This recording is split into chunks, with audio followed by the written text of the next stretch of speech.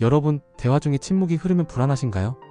어색한 기분이 들기도 하고 빨리 무언가를 말해야 할 것 같은 압박을 느끼기도 하죠.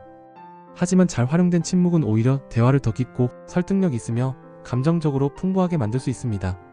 오늘 영상에서는 대화에서 침묵을 효과적으로 활용하는 방법에 대해 이야기해보겠습니다. 1. 침묵은 어색한 것이 아니다. 먼저, 침묵이 반드시 어색한 것은 아닙니다. 우리는 대화에서 지속적으로 말을 해야 한다고 생각하지만 사실 적절한 침묵은 대화의 흐름을 더 자연스럽게 만들어줍니다. 예를 들어, 상대방이 중요한 이야기를 하고 있을 때 즉각 반응하는 것보다 잠시 침묵하며 듣는 것이 더 큰 공감을 표현할 수 있습니다. 한 연구에 따르면 상대방이 말을 마친 후 1, 2초간 침묵을 유지하면 더 신중하고 지적인 인상을 줄 수 있다고 합니다. 반대로 너무 성급하게 반응하면 가벼운 인상을 줄 수 있죠. 따라서 침묵을 적절히 활용하는 것이 중요합니다. 2. 상대방에게 생각할 시간을 주는 침묵. 대화에서 침묵은 상대방에게 생각할 시간을 주는 강력한 도구가 됩니다. 예를 들어, 친구나 동료가 고민을 털어놓을 때 바로 해결책을 제시하는 대신 잠시 침묵을 유지해보세요.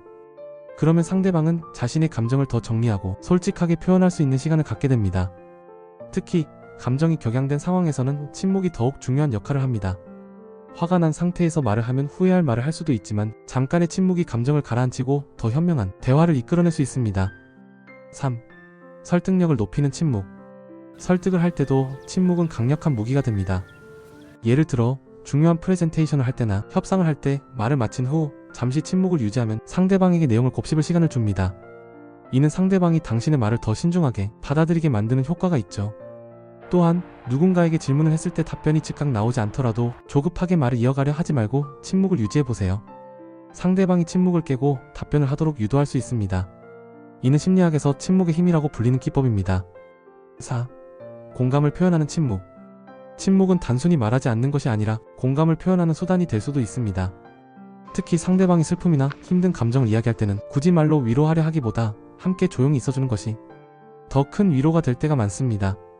예를 들어, 친구가 상심한 상태에서 괜찮아, 다 잘 될 거야 라는 말보다 그냥 옆에서 조용히 있어주는 것이 더 큰 힘이 될 수도 있습니다. 이런 침묵은 상대방이 자신이 충분히 이해받고 있음을 느끼게 해줍니다. 5. 긴장감을 조성하는 침묵. 영화나 드라마를 보면 중요한 순간에 대사 없이 침묵이 흐르는 장면이 많습니다. 왜일까요? 침묵은 긴장감을 조성하고 상대방이 다음 말을 더 기대하게 만드는 효과가 있기 때문입니다. 대화에서도 마찬가지입니다. 예를 들어 면접이나 중요한 협상 자리에서 침묵을 전략적으로 상대방이 더 집중하게 만들고 당신의 말에 더 큰 무게를 실어줄 수 있습니다. 오늘은 대화에서 침묵을 적절히 활용하는 방법에 대해 이야기해봤습니다. 침묵은 단순히 말을 하지 않는 것이 아니라 대화의 질을 높이고 감정을 전달하며 설득력을 강화하는 강력한 도구가 될 수 있습니다. 다음번 대화에서 불필요한 말보다는 적절한 침묵을 한번 활용해보세요. 그러면 대화의 흐름이 더 자연스럽고 깊어질 것입니다. 여러분은 대화에서 침묵을 어떻게 활용하시나요? 댓글로 여러분의 경험을 공유해주세요. 그리고 좋아요와 구독도 잊지 마세요. 감사합니다.